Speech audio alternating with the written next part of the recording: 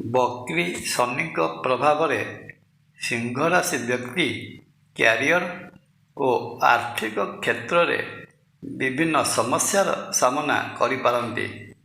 ଏହି ସମୟରେ ଗୁପ୍ତ ଶତ୍ରୁ, ନିଜର ସ୍ୱାସ୍ଥ୍ୟ ଓ ମାନସିକ ଉତ୍ତେଜନା ପ୍ରତି ମଧ୍ୟ ସତର୍କ ରହିବା ନିହାତି ଜରୁରୀ। ଜୟ ଜଗନ୍ନାଥ। ନମସ୍କାର, ମୁଁ ତପନ ଡାଇଜେଷ୍ଟକୁ ଆପଣଙ୍କୁ ସ୍ୱାଗତ। ଚଳିତ 2026 ମସିହା ଡିସେମ୍ବର ମାସ 11 ତାରିଖ ପର୍ଯ୍ୟନ୍ତ ଗ୍ରହ ଜଗତର ସବୁଠାରୁ ଭୟଙ୍କର ଗ୍ରହ ଶନି ମୀନ ରାଶିରେ ଓଲଟା ଅଥବା ବକ୍ର ଭାବରେ ଗୋଚର କରୁଛନ୍ତି। ସିଂହ ରାଶିର ଅଷ୍ଟମ ଭାବରେ ଶନି ମହାଗ୍ରହଙ୍କର ଚଳନ ସିଂହ ରାଶି ପାଇଁ ସତର୍କ ସୂଚନା ପ୍ରଦାନ କରେ। ଏହି ସମୟରେ ସିଂହ ରାଶି ଜାତ ବ୍ୟକ୍ତିଙ୍କର ଚାକିରିରେ ଅଚାନକ ବଦଳି ହେବାର ସମ୍ଭାବନା ରହିଥିବା ବେଳେ କାର୍ଯ୍ୟଭାର ଅଧିକ ବଢ଼ିଯିବାର ମଧ୍ୟ ପ୍ରବଳ ସମ୍ଭାବନା। ସେହିପରି ବାଣିଜ୍ୟ ବ୍ୟବସାୟ କ୍ଷେତ୍ରରେ ଲାଭ ପରିବର୍ତ୍ତେ କ୍ଷତିର ମଧ୍ୟ ସମ୍ଭାବନା ରହିଅଛି। ତରବର ହୋଇ କୌଣସି ନିଷ୍ପତ୍ତି ନେଲେ ପ୍ରଚୁର ବା ପ୍ରବଳ କ୍ଷତି ହେବାର ସମ୍ଭାବନା ରହିଅଛି। ଧୈର୍ଯ୍ୟ ଧରି କାର୍ଯ୍ୟ କଲେ ପୁରୁଣା ଅଥବା ପୂର୍ବରୁ ବାକି ପଡ଼ି ରହିଥିବା କାର୍ଯ୍ୟ ବିଳମ୍ବରେ ହେଉ ପଛେ ସମ୍ପନ୍ନ ହୋଇଯିବ।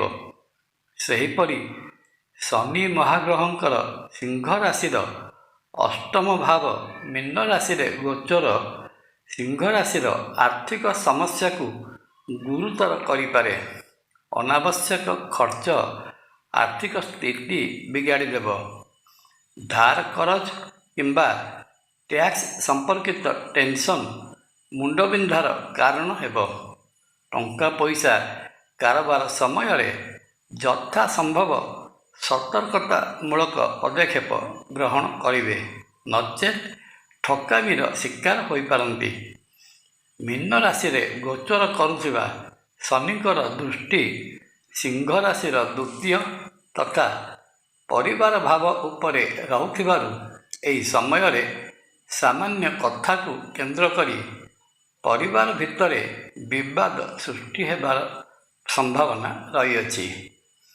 ରିଲେସନ୍ ଭିତରେ ରହିଥିଲେ ହାତେ ମାପି ଚାଖଣ୍ଡେ ଚାଲିଲା ଭଳି ମାପିଚୁପି କଥାବାର୍ତ୍ତା କରିବା ଉଚିତ ହେବ, ନଚେତ୍ ପାର୍ଟନରଙ୍କ ମନ ଭାଙ୍ଗିଯିବାର ଆଶଙ୍କା ରହିଅଛି। ସିଂହ ରାଶିର ଅଷ୍ଟମ ଭାବରେ ବକ୍ର ଚଳନ କରୁଥିବା ଶନି ସିଂହ ରାଶି ଜାତ ବ୍ୟକ୍ତିଙ୍କ ମନ ମଧ୍ୟରେ ଅହେତୁକ ମୃତ୍ୟୁ ବିଷୟକ ଚିନ୍ତା ଉଦ୍ରେକ କରାଇ ପାରନ୍ତି। ମାନସିକ ଉତ୍ତେଜନା ସାଙ୍ଗକୁ ମାନସିକ ଦୁଶ୍ଚିନ୍ତା ପ୍ରାୟ ଲାଗି ରହିବ। ଯାତ୍ରା ସମୟରେ ଦୁର୍ଘଟଣାର ଆଶଙ୍କାକୁ ମଧ୍ୟ ଏଡ଼ାଇ ଦେଇହେବ ନାହିଁ। ଶନି ମହାଗ୍ରହଙ୍କର ଏହି ଦୁଷ୍ପ୍ରଭାବରୁ ରକ୍ଷା ପାଇବା ନିମନ୍ତେ ସିଂହ ରାଶି ଜାତ ବ୍ୟକ୍ତି ପ୍ରତ୍ୟହ ପ୍ରାତଃସ୍ନାନ ପରେ ସୂର୍ଯ୍ୟଦେବଙ୍କୁ ଅର୍ଘ୍ୟ ପ୍ରଦାନ କରନ୍ତୁ। ଶ୍ରୀକ୍ଷେତ୍ର ପୁରୀରେ ବିରାଜିତ ମହାବିଷ୍ଣୁ ଶ୍ରୀ ଜଗନ୍ନାଥ ମହାପ୍ରଭୁଙ୍କୁ ଦର୍ଶନ କଲେ ସିଂହ ରାଶି ଜାତ ବ୍ୟକ୍ତିଙ୍କର ସମସ୍ତ ଦୋଷ ଖଣ୍ଡନ ହୋଇ ମନବାଞ୍ଛିତ ଫଳ ପ୍ରାପ୍ତ ହୋଇଥାଏ। ଜୟ ଜଗନ୍ନାଥ। ଭିଡ଼ିଓ ଭଲ ଲାଗିଲେ ଲାଇକ୍, କମେଣ୍ଟ ଓ ସେୟାର କରିବା ପାଇଁ ଅନୁରୋଧ। ନମସ୍କାର। ତପନ।